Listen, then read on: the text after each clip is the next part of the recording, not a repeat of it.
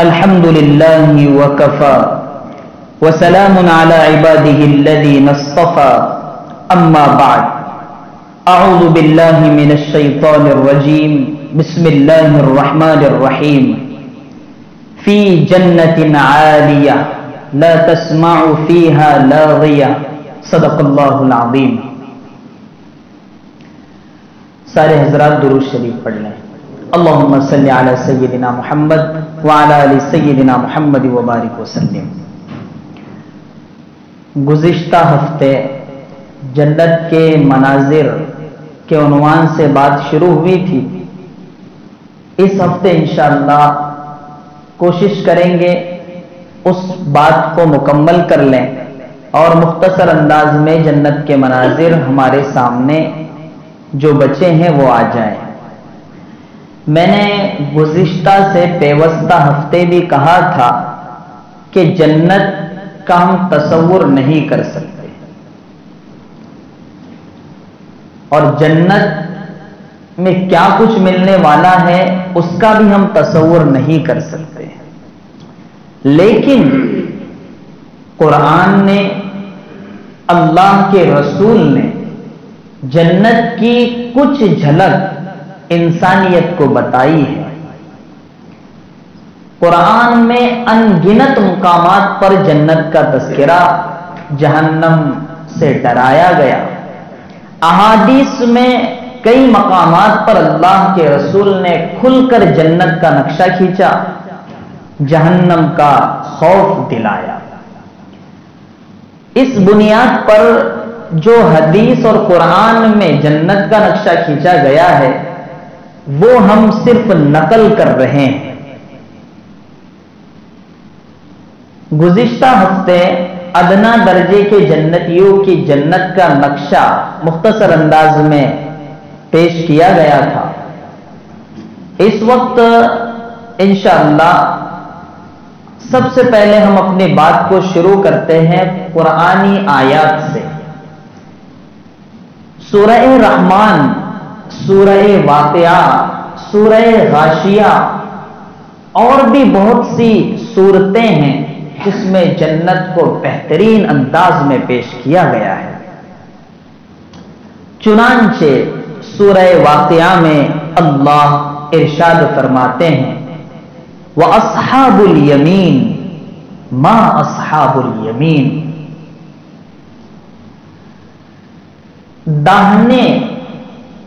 داہنی طرف والے، یعنی جنہیں داہنے ہاتھ میں نامہ اعمال دیا جائے گا وہ والے، ما اصحاب الیمین، کیا کہنے داہنی جانب والوں کی، فی صدر مخضود، وہ ایسے باغات میں ہوں گے کہ جہاں بغیر کانٹوں کی، بغیر خاردار بیڑیاں ہوں گے.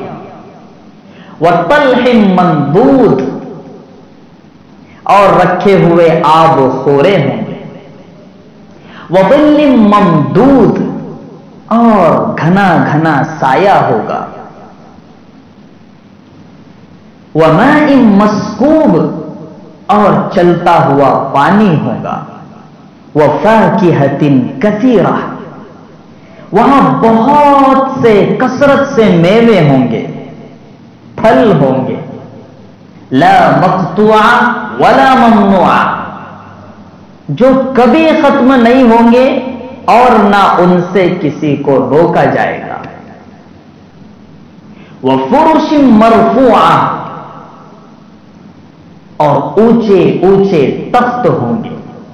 انا انشأناہن انشاء، وہاں ہم نے ایسی عورتیں پیدا کی ہے جو خاص طور سے پیدا کی گئی ہے.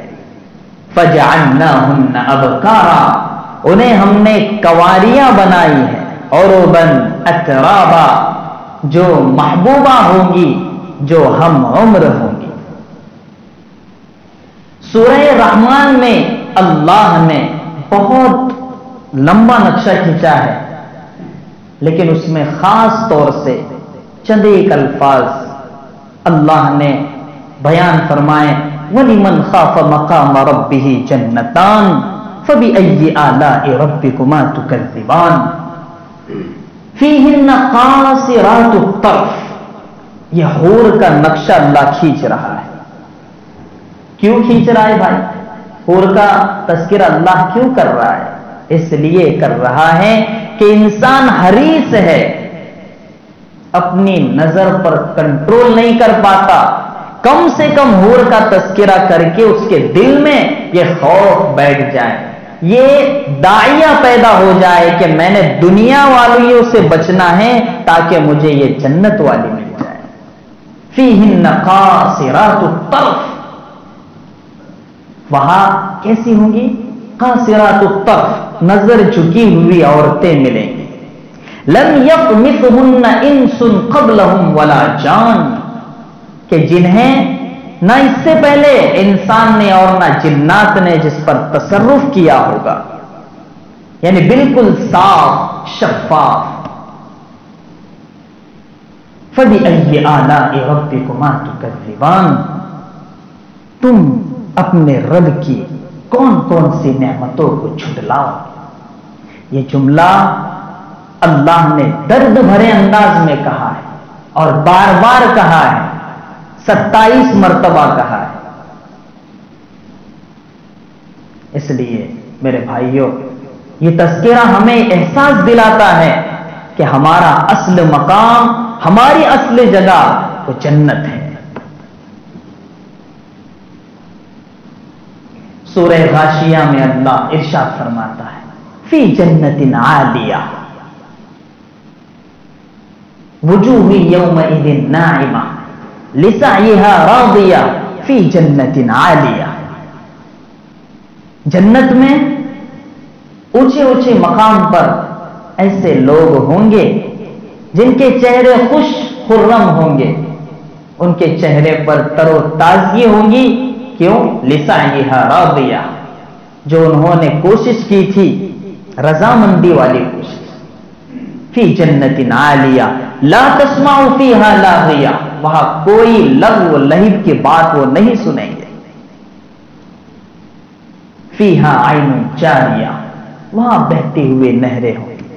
فیہا سرر مرفوعہ، اونچے اونچے تخت ہوں گے۔ واکواب موضوعہ، اور لگے ہوئے بخارے۔ میرے دوستو، ذرا تصور کرے کہ وہ جنت کیسے ہوں گی کہ خدا بار بار اس کا تذکرہ فرما کر ہمیں احساس دلانا چاہ رہا ہے کہ مسلمانوں، مومنوں، ان الذین آمنوا وعملوا الصالحات لہم جنات تجری من تحتها الانہار، کہ جو لوگ ایمان لائے، نیک اعمال کیے، ان کے لیے جنت ہے۔ تو ہماری اصل منزل، اصل راستہ وہ تو جنت ہے۔ اور کسے ملے گا؟ کسے ملے گی جنت؟ اعدت للمتقین، جو پرہیزگار ہوگا، جو متقی ہوگا، جو خدا سے ڈرتا ہوگا، ہر اعتبار سے شریعت پر کاربند ہوگا۔ اعدت للمتقین، ایسے متقیوں کے لیے جنت تیار کی گئی ہے۔ 2 نہریں ہوں گی، ایک نہر پینے والی جنت کے باہر ہوگی، جب انسان پیے گا اس نہر سے تو پاخانہ، پیشاب، یہ جتنی ضروریات ہے کھانے کے بعد جب یہ ہوتا ہے تو وہ سب ضروریات ختم ہو جائے گی۔ وہ پانی کا اثر ایسا ہوگا کہ اس کے بعد کبھی پیشاب نہیں اور کبھی پاخانہ نہیں، اور دلوں کی صفائی ہو چکی ہوگی۔ کینہ، بغض، حسد، جلن، نفرت، عداوت سب ختم ہو جائے گی۔ دوسری نہر سے وضو کرے گا، جیسے وضو کرے گا تو چہرہ روشن ہو جائے گا، داڑھی نکل جائے گی، بغیر داڑھی کے انسان جنت میں داخل ہوگا۔ تو یہاں جو نہیں رکھتا ہے نا، اس کا پتہ نہیں کیا ہوگا، گارنٹی میں نہیں دیتا۔ داڑھی کے ساتھ شاید رہنا پڑے گا، جنت میں، تاکہ اللہ بتائے کہ انہوں نے دنیا میں نہیں رکھی اس لیے ان کا یہ حال ہو رہا ہے۔ کیوں کہ جب جہنم میں جا کر انسان جنت میں جائے گا تو ایک اس کے چہرے پر ایسا نشان ہوگا کہ جو بغیر حساب کتاب کے جنت میں جا چکے ہوں گے وہ لوگ اس کے چہرے کو دیکھ کر پہچان لیں گے کہ یہ مار کھا کر آیا ہے۔ تو اس سے بڑی ذلت کیا ہو سکتی ہے کہ جنت جہاں لا خوف علیہم ولا هم یحزنون، جہاں نہ خوف ہے نہ غم ہے، وہاں یہ کالک ہمارے منہ پر لگا ہوا، نعوذ باللہ، اللہ ہماری حفاظت کرے، یہ ہوگا کہ یہ جہنم سے جا کر آیا ہے۔ اس لیے ہمیں غلط کام کرتے وقت یہ چیز سوچنے کی ضرورت ہے۔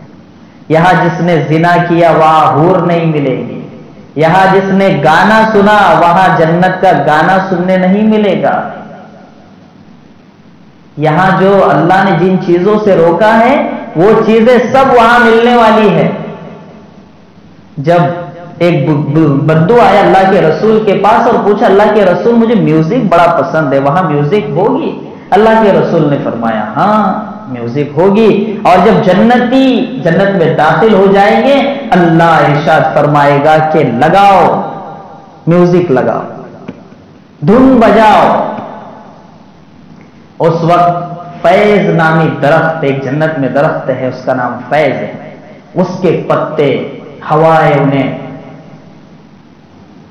جب ہوائیں اسے لگے گی تو وہ پتے جب ہلیں گے تو اس سے میوزک تیار ہوگا، اور جنت کے تمام درخت اس کو دیکھ کر ہلنا شروع ہو، اور پھر پتے ہلیں گے اور میوزک تیار ہوگا اور حوریں گانا گائے گی۔ پہلا گانا جو سنیں گے جنتی وہ 70 سال کا ہوگا، لیکن کن لوگوں کے لیے ہوگا؟ اللہ اعلان فرمائے گا کہاں ہے وہ لوگ جو دنیا میں گانا سننے سے بچتے تھے، یہ اعلان ہوگا۔ اس لیے میرے بھائیوں، ہمیں زندگی ملی ہے یہ انجوائے کرنے کے لیے نہیں، یہ سونے کے لیے نہیں، سستی کرنے کے لیے نہیں، اللہ کو پانے کے لیے ملی ہے، اللہ کو حاصل کرنے کے لیے ملی ہے۔ جب وہ جنتی اندر چلے جائیں گے اس کے بعد جمعہ کا دن جیسے یہاں جمع ہوئے ہیں، حضرت سعید بن المسیب کی روایت ہے، حضرت ابو ہریرہ رضی اللہ تعالی عنہ، یہ حدیث میں انشاءاللہ تھوڑے 1-2 تذکرے اور کر لوں، اس کے بعد میں انشاءاللہ آپ کے سامنے یہ حدیث بیان کروں گا۔ پرندے جنت میں آئیں گے جنتی کے پاس، مجھے کھاؤ مجھے کھاؤ، الگ الگ مختلف قسم کے پرندے، ایک پرندہ کہے گا ان سب کو چھوڑو مجھے کھاؤ، تو جنتی پوچھے گا کہ آخر تیری کیا خاصیت ہے کہ تو کہہ رہا ہے مجھے کھاؤ؟ تو جنتی کہے گا، وہ پرندہ کہے گا میں نے جنت الفردوس کی گھاس کھائی ہے، میں نے جنت الفردوس کی گھاس کھائی ہے اور سلسبیل کے چشمے سے پانی پیا ہے۔ پھر جنتی کہے گا ٹھیک ہے، اب وہ پر کھولے گا پرندہ، 70,000 پر، کتنے؟ 70,000 پر، ہر پر میں سے ایک ڈش نکالے گا اور ہر ڈش میں مختلف قسم کے کھانے ہوں گے۔ جنتی وہ دیکھ کر خوش ہوگا اور مختلف قسم کے کھانے کھائے گا۔ وہاں اگر یہ تصور ہوا مجھے انار کھانا ہے، اب دیکھ رہا ہے بیٹھا ہے وہاں انار کا درخت ہے، اس کے ذہن میں آیا ہے تو انار کا جوس پینا ہے تو فوراً وہ تیار ہو کے جوس گلاس میں حاضر ہو جائے گا۔ تو میرے بھائیوں، یہ خبر دنیا والے نے نہیں دی ہے کہ ہم چوں چیرا کیوں کیسا، ایسا نہیں، یہ خبر میرے قرآن نے دی، یہ خبر میرے رسول نے دی ہے، اور میرا اور آپ کا ایمان ہے، یقین ہے کہ دنیا کی ہر شے غلط ہو سکتی ہے، جھوٹ ہو سکتی ہے، دنیا کی خبریں جھوٹی ہوتی ہے، جھوٹ کو سچ، سچ کو جھوٹ، ظالم کو مظلوم اور مظلوم کو ظالم بنا کر پیش کیا جاتا ہے دنیا میں، لیکن اللہ ایسا نہیں ہے. جو حقیقت ہے میرا خدا اسی کو بیان کرتا ہے. چنانچہ حضرت ابو ہریرہ اور سعید ابن المسیب ایک بازار میں تشریف لے گئے. سعید ابن المسیب تابعی ہے اور بہت بڑے اللہ والے ہیں. حضرت ابو ہریرہ سے انہوں نے علم حاصل کیا. بازار میں گئے تو حضرت ابو ہریرہ نے سعید ابن المسیب رحمت اللہ علیہ سے فرمایا کہ اے سعید دعا کرو کہ اللہ ہمیں جنت کے بازار میں بھی جمع فرمائے. تو حضرت سعید ابن المسیب نے پوچھا کہ استاد جنت میں بھی بازار ہوگا، وہاں بھی خریداری ہوگی؟ تو حضرت ابو ہریرہ نے نقشہ کھینچا جنت کے بازار کا. یہ بڑی حدیث بہت پیاری حدیث ہے، انشاءاللہ اس کے بعد میں اپنی بات ختم کر دوں. ایک بات یہاں ہمیں پوائنٹ کی ہے لینے جیسی کہ حضرت ابو ہریرہ بازار میں گئے، انہوں نے کیا دعا دی کہ اللہ ہمیں جنت کے بازار میں بھی جمع فرمائے. تو اگر ہمیں کوئی انسان ہم پر احسان کرے، کوئی کھانا کھلا دے، تو اسے یہ دعا دینی چاہیے کہ آپ کو اللہ اس کے بدلے میں جنت کا کھانا کھلائے. یہ صحابہ کا طرز عمل تھا کہ وہ ہر چیز میں جہنم اور جنت کو یاد رکھا کرتے تھے، تو عمل کرنا ان کے لیے آسان ہو جایا کرتا تھا. اگر ہمیں کوئی چیز، کوئی ہدیے میں کچھ دے رہا ہے تو ہمیں اس کے شکرانے کے طور پر یہ دعا دینی چاہیے کہ اس کا ذہن جنت کی طرف مائل ہو جائے. یہ حضرت ابو ہریرہ کے عمل سے ہمیں یہ چیز معلوم ہوتی ہے. پھر حضرت ابو ہریرہ نے وہ حدیث بیان فرمائی کہ وہاں بازار لگے گا، جب جنتی جنت میں چلے جائیں گے اور پورے طریقے سے خوش و خرم ہوں گے. وہ میں نے قرآن کی آیتیں پیش کر دی. یہ سب چیزیں ملنے کے بعد تو بھائی کون خوش نہیں ہوگا، ہے نا؟ آج کل جو بھی الٹا سیدھا کیا جا رہا ہے پیسے کمانے کے لیے کیا جا رہا ہے، خوشی حاصل کرنے کے لیے کی جا رہی ہے، دھوکہ دیا جا رہا ہے، جھوٹ بولا جا رہا ہے. یہ سب چیزیں کیوں کی جا رہی ہے؟ تاکہ پیسہ آ جائے، تاکہ خوشی حاصل ہو جائے. تو جب جنت میں سب چیزیں مل جائے گی جو انسان تمنا کرتا ہے تو وہ خوش کیوں نہیں ہوگا؟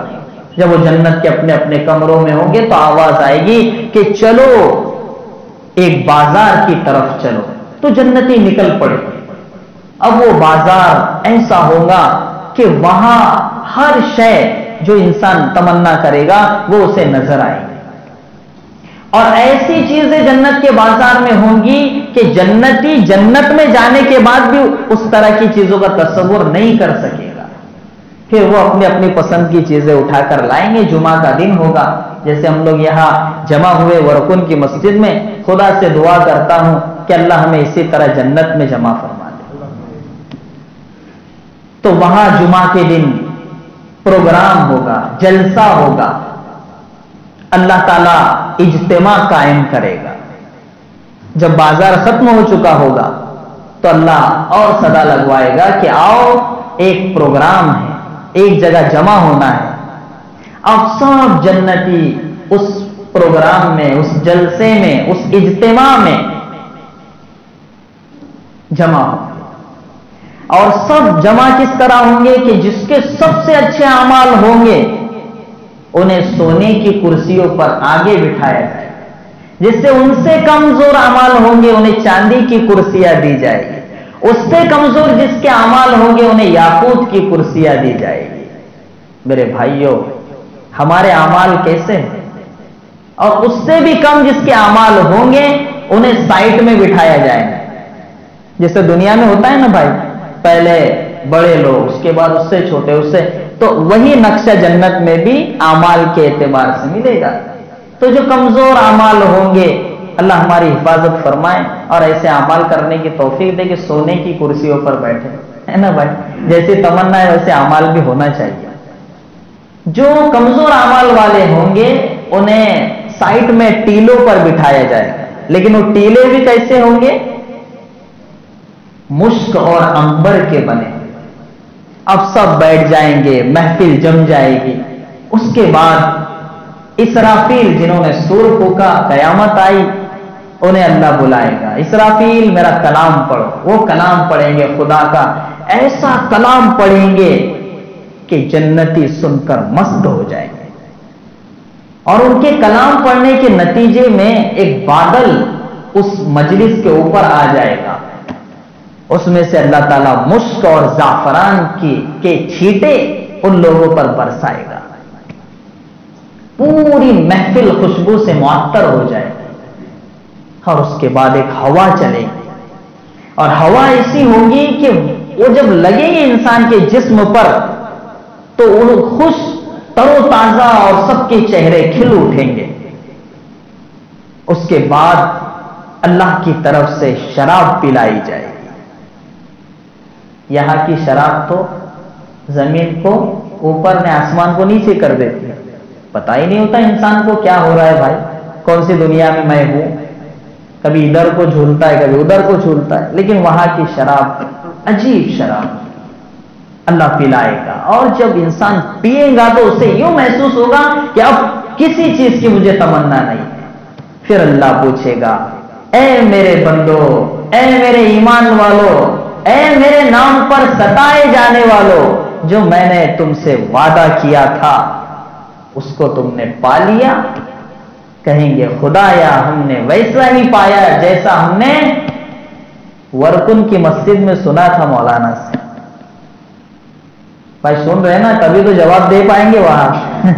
سمجھ میں آ رہا ہے نہیں آ رہا ہے؟ قرآن تو ہم پڑھتے نہیں ہیں، ترجمہ تو آتا نہیں ہے، تو بھائی ہم سنائیں گے تبھی تو آپ کو پتا ہوگا نا وہاں جا کر۔ اگر کوئی انسان پوری زندگی سنے ہی نہ تو اللہ کا جواب دے پائے گا؟ نہیں دے گا نا بھائی۔ تو اللہ تعالیٰ جب پوچھیں گے تو جنتی کہیں گے ہاں خدایا ہم نے وہی پایا، اب کوئی چیز باقی؟ تو کہیں گے اب تو کوئی چیز باقی نہیں، جنت میں سب ہمارے کمروں میں تو ہر چیز مل گئی، حوریں بھی مل گئی اور سب چیزیں مل گئی، پھل فروٹ سب مل گیا ہے، اور بچا کچا یہ محفل نے ہمارا دل بھر دیا ہے، تو اب کچھ باقی ہی نہیں ہے۔ تو علماء کام آئیں گے، وہاں کون کام آئیں گے؟ علماء۔ علماء کہیں گے ارے بھائیو اللہ کا دیدار باقی ہے۔ کیا باقی ہے؟ اللہ کا دیدار باقی ہے۔ پھر لوگ کہیں گے خدایا ایک چیز باقی ہے، وہ کیا؟ وہ آپ کا دیدار، ہم آپ کو دیکھنا چاہتے ہیں۔